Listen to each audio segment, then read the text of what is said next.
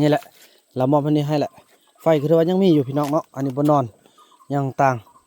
พื้นก็จะไปไว้ได้อยู่แต่ไม่เท่ามีนี่น่าจะสากพี่น้องเอ้ยเนาะเนี่ยไฟเนี่ยออกสีแดงๆแสดงไฟยังมีห้อยกินยังต่างกันยังไม่ไหม้พี่น้องเอ้ยเนาะเนี่ยไปจังซี่เลยลักษณะรูปทรงของเขาเจ้าเนาะนอนนี่เขาว่ากันก้นเอาเนาะสร้างนี่แล้วโอ้ก้นมาเลยเนี่ยนี่เนาะสร้างไม่ไหม้หนึ่งโอ้ขอหากินไปน้ำนี่นะกระแมนไม่ไหม้หนึ่งพี่น้องนี่นี่กระแมนโอ้บ้านขนาดแบบความบ้านพี่น้องมดจนตอมเนาะสร้างเนาะใหญ่ได้พี่น้องเนาะพักกันนั่งเสมออยู่นี่พาถูลมแล้วพี่น้องเอ้ยโอ้บ่ทันแท้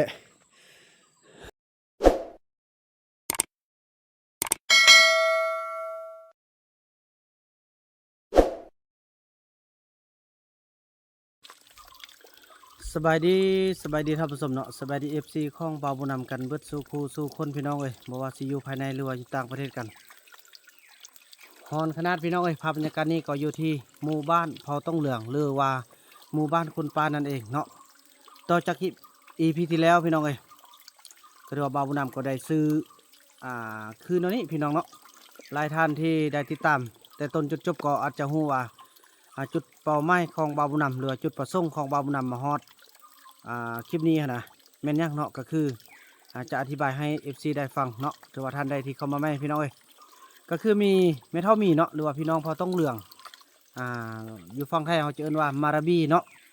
ตัวเพิ่นฝากเงินให้บ่าวบุญนำออกไปซื้อมียาสูบพี่น้องเนาะเนี่ยอยู่ในนี้หมดแหละอยู่ในกาแฟนี่แหละมียาสูบมีกาแฟพี่น้องเอ้ยเพื่อให้นั่นแหละให้เขาเจ้าอยู่ในป่านี่แหละแต่ว่ากระบวนน่าจะเดินทางไปต่อได้พี่น้อยแต่แล้วก็มาฮอดมื้อนี้บ่าวนำมาส่งบ่เห็นมีแต่ความอ้างว้างมีแต่ความว่างเปล่าพี่น้อยเนาะเหลือแต่มากมายชนิดนึงที่อยู่นี้เดี๋ยวบ่าวนำจะพาทุกคนมาเบิ่ง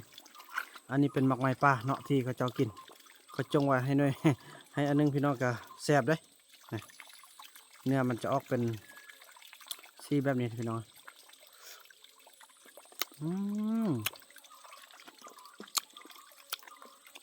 แซ่บไปรีพี่น้องรสชาติหอมพี่น้องหอมดีเลยมะฮวนต้นมันอยู่ไส้นี่นะแซ่บดีเลยคือตอนนี้พี่น้องบ่าวบุญนำคือว่าจะแกะห้อยไปเนาะไปว่าพระเจ้าสีฮอดอยู่ไส้หรือพักอยู่ไส้พี่น้องติดตามไปนำกันพี่น้องเพราะว่าให้มันจบภารกิจซะพอเพิ่นได้ฝากเงินมาให้แล้วบ่อยากมีอันข้างขาเนาะมื้อนึงจะ5ว่าบ่าวนำโกหกขี้ตัวเอาเงินไปแล้วก็บ่ซื้อบ่หยังหั่นนะเพิ่นฝากเอาไว้อยู่กับเพื่อนหลังนี้แหละคือจุดจำนวนอยู่56,000คันเป็นเงินบาทก็ตกอยู่ที่บ่ฮอด100เนาะพี่น้องประมาณ88 บาทเนาะบ่าวนำก็ซื้อยาสูบยาเส้นตามที่เพิ่นต้องการนั่นแหละแล้วก็มีกาแฟเนาะมาให้เพิ่นน้องเอ้ยไปเดินทางแกะห้อยไปนำกันพี่น้องเนาะหวังว่าจะพบแล้วก็จะได้เอาของอย่างต่างให้เพิ่นเนาะเดินทางพร้อมกันต่อไปพี่น้องพี่น้องเนาะโอ้มากนี่หอมพี่น้องสุดยอดพี่น้องกินหอมดีกินของมันจะเป็นแบบกินมะกรวยเอามะทั่วเหรียญมันมีกะทิพี่น้องแซ่บไปตะกินเลยแซ่บอีหลีนี่อันนี้เป็นบนนอนของหัวหน้าเผ่าพ่อบุญไทยเนาะนี่ควันไฟกันยังออกไม่ไหมพี่น้องเนาะกับไฟยังต่างบ้านนี้ไม่เท่ามีทั้งนี้พี่น้องบ้านนี้โอ้แซ่บไปมากนี่แซ่บยอมหับพี่น้องเป็นพัวแซ่บดีขนาด นี่เขาเจ้าก็กินเด็ดเห็นบ่เปลือกนี่อันนี้เป็นกาแฟที่เอามาให้เขาเจ้ามือนั้นเนาะนี่แหละเรามอบอันนี้ให้แหละไฟคือว่ายังมีอยู่พี่น้องเนาะอันนี้บนนอนยังต่างพื้นก็จะไปไว้ได้อยู่แต่ไม่เท่ามีนี่น่าจะสากพี่น้องเอ้ยเนาะนี่ไฟ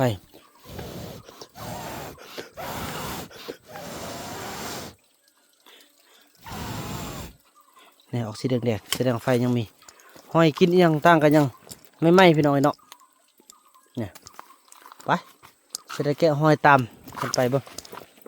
นี่พี่น้องอันนี้บนนอนเขาเจ้าเมื่อคืนนี่จังซี่แหละลักษณะรูปทรงของเขาเจ้าเนาะนอนยังตั้งบนห้าอยู่ห้ากินเคลื่อนย้ายไปละพี่น้องไอ้บ้านนี่ไปแกะห้อยเบิ้ง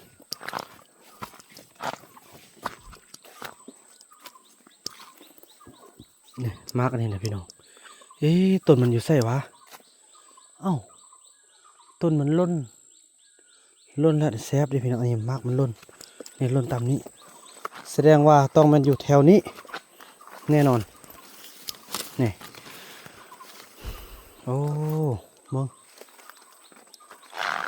แค่นี้บ่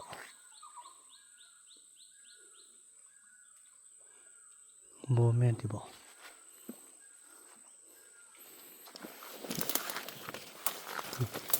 เต็มตำนี่นะโอ้โบแมนคนละแนวอันนี้กินบ่ได้นี่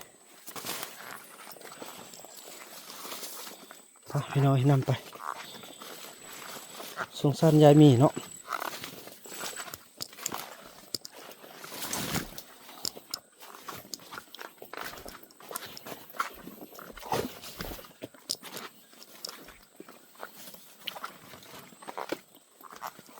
มึงดูนี่หอยไป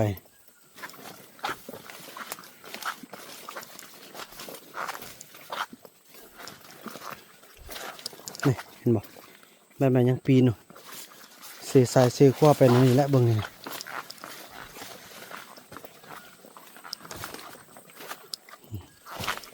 ยังไม่หอยไป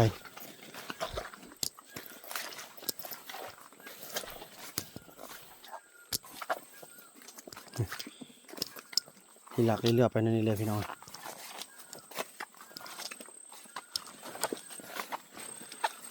ทันเลยเด้อ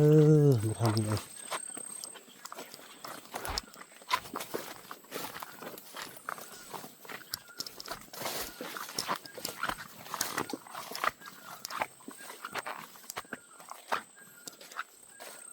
หมกตามห้อยนี่แหละพอมันจะมีไล่เส้นทางเลยพี่น้องอันนี้มันเครื่องเก่าเขาจะเนาะนำบงมุเทาว่าเชียวฮอดคิดได้พอพูนนี่ที่ว่าสูงที่สุดเลยพี่น้องใกล้จอดจอมละมันเส้นทางมันแล้วนี่อันนี้มีทางลายทางเลยน่าจะเป็นทางนี้ห้อยใบไม้ปีนไปไม่ไหม้เนี่ย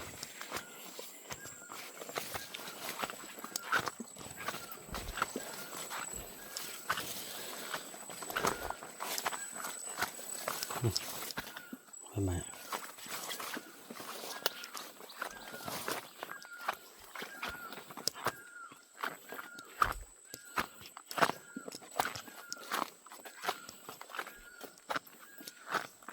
มอดบนนี้จะมีสองทางหนึ่งไปทางห้วยแรงไปทางอันนั้นพี่น้อยไปทางอันห้วยอันยักษ์ก็เพื่อนนะห้วยเสนาเนาะห้วยเสนาทางนี้จะเป็นไปทางห้วยเมียงมาเบิ่งเส้นทางว่าเขาจะไปทางใดกันยุงอยู่บนนี้อีกแล้วนี่นั่นบ่ทางทางนี้บ่มากันเลยโอ้ทางนี้ไม่มาทางนี้แท้ทางนั้นจะบ่น่าจะบ่ไปหรอกเนาะ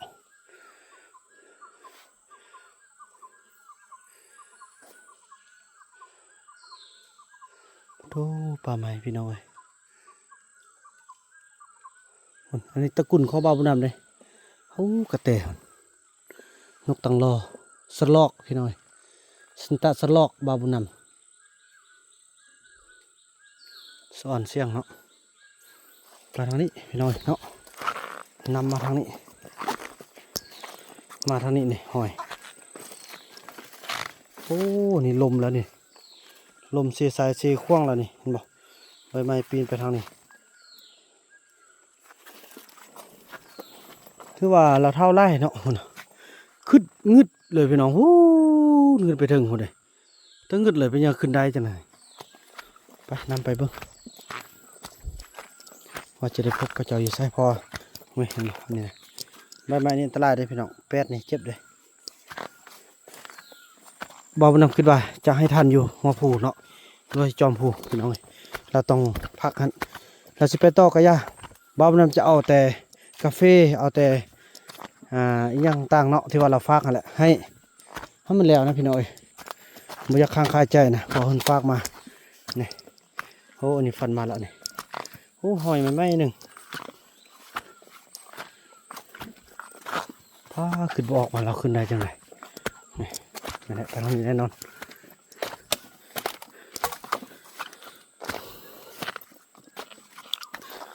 ไปลุยวันนี้พี่น้อง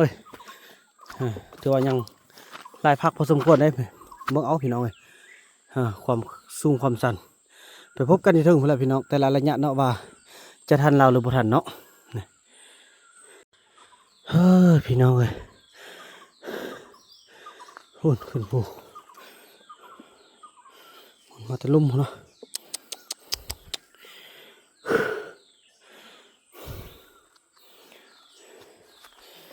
หากว่าสิกลับบ้านเนี่ยว่าตัวกันเลย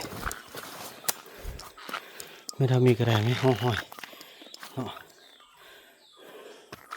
ว่าสิกลับไปหาลูกหาเตานี่คือบ่กลับแม่ตูโอ้ยไม่ทำนี่เลยคือว่าบางครั้งความฮักของเฮามัน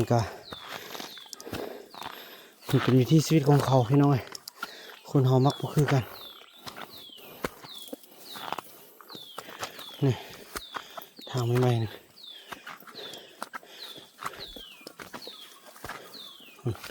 ทางไปทางนี้หอยทางหมดเลยมองพักนี่ละยังตึมไปนี่สุดอันบอลเพียงนี่แหละกันมันขึ้นต่อรอบที่สองพี่น้องเว้ยแล้วก็เป็นพักสุดท้ายแล้วมันก็จะขึ้นเทิงพี่น้องเท่า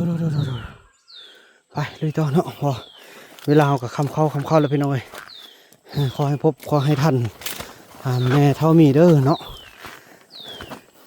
อ๋อคือมีกินคิ้วมาแล้วแม่ละบ่นี่หม้อละบ่ไปพี่น้องไปพุ่นละพี่น้อยแล้วกับมอดนี้เป็นพักสุดท้ายที่ว่าขึ้นภูเลยได้บ้านี้ขึ้นไปพุ่นละพี่น้องขึ้นไปหอดจอมพุ่นละบ้านี้คือโบเห็นวีแววปานนี้พี่น้องนี่ใบจองใบจองเมี่ยงนี่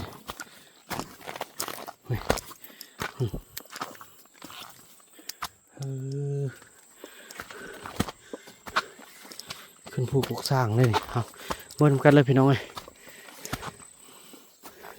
แต่คือว่ามีกินแล้วก็มีกินแบบ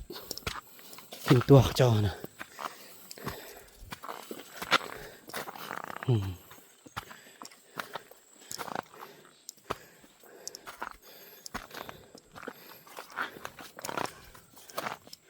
คือเล็ดเห็นอยู่นี่เด้อแม่เนาะถูกปลาสางแล้วนี่มีหนอสางออกแล้วบ่ได้มากดหนอสางมึงเนาะ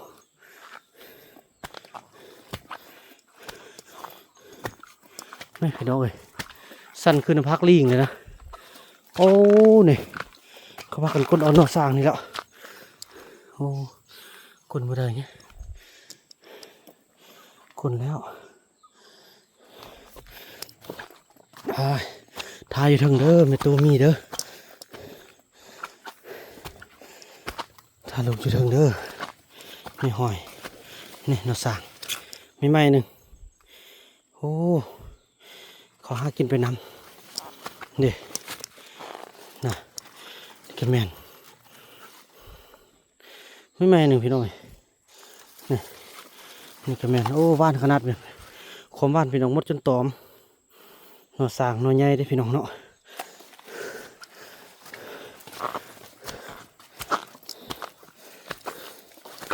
ไปหุ่นโอ้พี่น้องกูให้กูนี่ล้มแล้วโอ้บ่ได้มาเบิ่งต้นหรอกไม่กินดิบเด้น่ะนี่ไม่ไหม้เลยพี่น้อง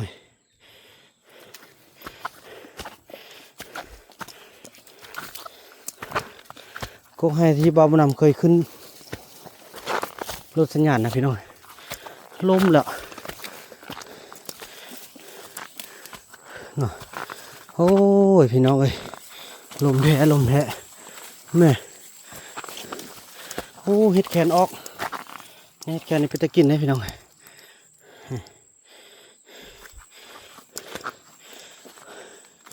นี่มานั่งนี้โอ้ยบทันแท้นั่นนี่พากันนั่งเสมออยู่นี่พาถูลมแล้วพี่น้องเอ้ยโอ้บทันแท้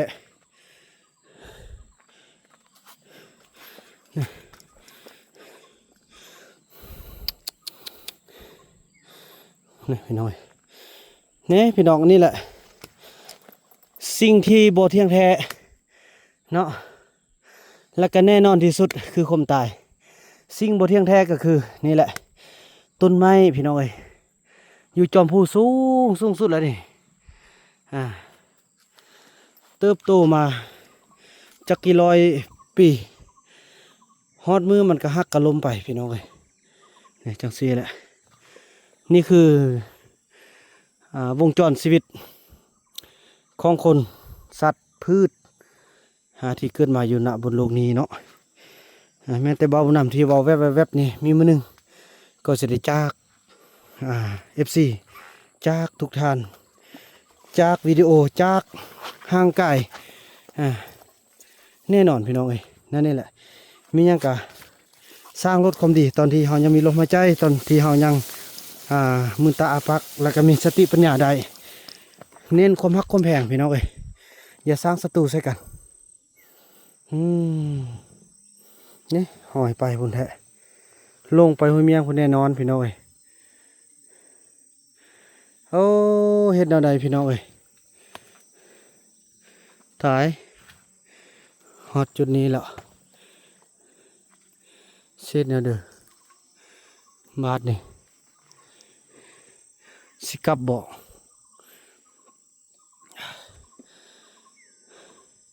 กับภารกิจสำเร็จพี่น้องจีเสื่องนี่ไว้เนื้อบัดไปเวียงมาเนื้อกว่าจะขึ้นมาฮอดจุดนี้ก็บ่เป็นง่ายๆคันไปต่อเนื้อไฟสายเข้าบ่มีแต่ว่าเกี่ยมกินข้าวแรงบนนอนบ่มีอย่างจักอย่างพี่น้องเส้นเอาใดโทรศัพท์แบตกะสำห้องก็บ่ได้เอามาขึ้นว่าเขาอยู่บนนี้เนาะนี่ห้วยเมียงจะอยู่เบื้องนั้นพี่น้องเนาะนี่ลุ่มๆหั่นแหละลุ่มๆหั่นแหละพอลงเท่านี้มันจะสั้นลงเลยพี่น้องเวลาลงไปกับประมาณชั่วโมงไปก็ฮอดละขึ้นมานี้ประมาณ2 ชั่วโมง3 ชั่วโมงหั่นแหละพอมันจะสั้นพี่น้องเท่าว่า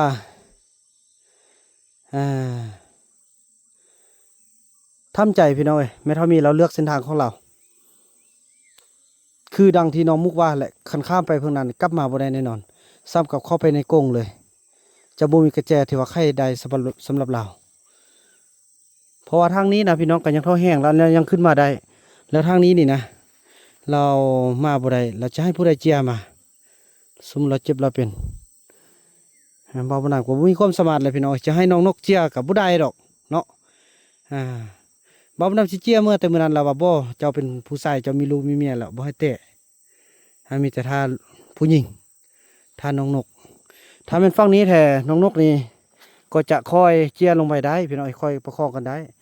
แต่ขึ้นมาด้านนี้นะพี่น้องเรามาลงด้านนี้ขึ้นมาด้านนี้เป็นไปบ่ได้บ่าวนำบ่ให้เมียต้องทุกข์ทรมานปานนั้นดอกขึ้นมาเสียมันทั้งซ่องแล้วแหละ แต่บุญแต่กรรมว่าแล้วพี่น้องเอ้ยเนาะอ่ะภาพนี้บอมนำจะขออนุญาตจบคลิปกับสำนีก่อนพบกันใหม่ในคลิปต่อไปบอมนำตัดสินใจไปนี่แล้วก็ไปฮอตฮอตแล้วก็นี่แล้วก็ย่าดำคืนบอกคงจะโบเป็นย่างดอกคันได้นอนเนาะคันบ่ได้นอนก็เคี่ยวกลับมาตอนกลางคืนพอไฟฉายก็เอาใส่แบตเตอรี่โทรศัพท์เนี่ยเอาพอมื้อนี้ก็เป็นมือ15คำเพลงเด้มันก็จะแจ้งได้พี่น้องเอ้ยเนาะมื้อนี้มือขึ้น15คำเพลงเด้พี่น้องเอ้ยนี่ขอให้เจะดินเจะดอนเจะพาเจ้าเข้าปกปักรักษาผู้ค้าเด้อพวกเขาตั้งใจเอาสิ่งของเอาอ่าอันนั้นเนาะเอาสิ่งที่เขาเจ้าต้องการฝากไปถึงเขาเจ้าเนาะคลิปนี้บ่าวนำจะขอเนี่ยจบคลิปกับซ้ำนี้ก่อนพี่น้องแล้วก็ว่ากันใหม่ในคลิปต่อไปเด้อคลิปนี้บ่าวนำขอกล่าวคำว่าสำบายดี